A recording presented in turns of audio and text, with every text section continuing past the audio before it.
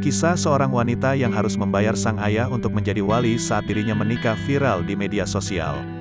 Kisah itu ia bagikan melalui akun TikTok @di.pus pada Minggu, tanggal 10 April tahun 2022. Dalam video berdurasi singkat itu, mulanya terlihat beberapa potret wanita bernama Dian Puspita ketika bertunangan. Namun ketika berbagai hal sudah dipersiapkan, tiba-tiba cobaan pun datang pada pasangan tersebut.